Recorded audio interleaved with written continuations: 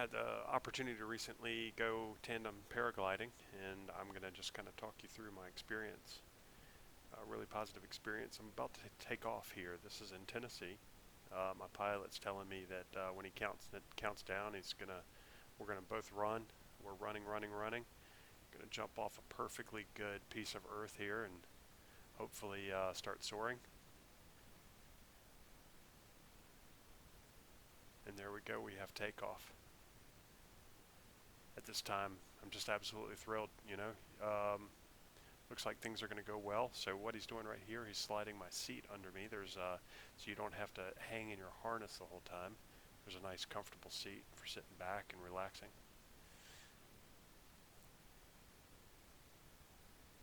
This happened to be an overcast day, so they weren't getting a whole lot of thermal lift. We had right off this cliff is ridge lift. So as the wind comes across the valley, it blows up the earth, and that wind coming up the cliff gives the paragliders lift.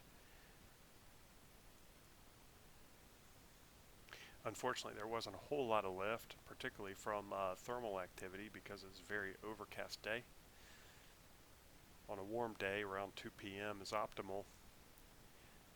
The earth will start to heat up, and that heat low on the ground will start to rise into the upper atmosphere, creating large thermal pockets, which these pilots are able to catch and ride high up, thousands of feet in the air, higher than their launch points.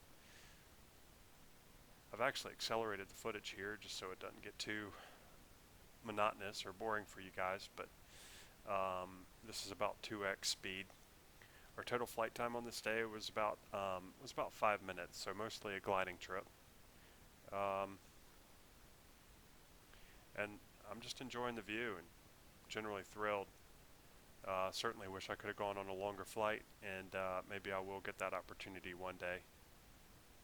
It's something that I would certainly do again, and I'd encourage anyone to try.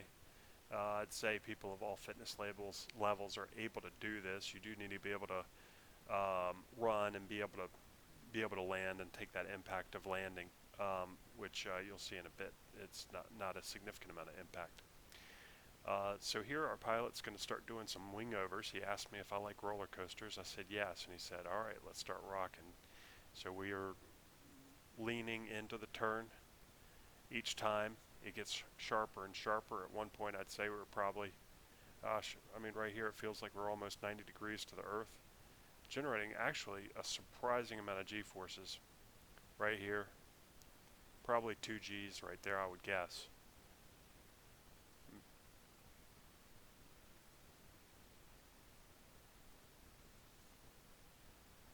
The camera that I'm filming with is a Insta360-1X. This camera actually records in a 360 degree environment. It's really hard for people to understand what that means, but this camera records in all directions, and then you take the video file and you tell it in which direction you want to be looking to make a movie like this. So it's a multi-step process, but I think in particular for paragliding, things like this, the 360 cameras are incredible because you can get neat views like this where we're now looking out. We don't have to look back at me or just forward the whole time. We're coming into the landing zone, and he's informing me to get ready, and I need to run. As soon as we touch down, I need to be ready to run. I'm trying to show him I'm ready to run just by moving my legs here, see? I'm going to try not to trip us up when we land. I'm a complete novice, so just trying not to create an unsafe environment for my pilot or for myself. And he's going to swoop over and make another 90-degree turn here, and we'll start spotting our landing.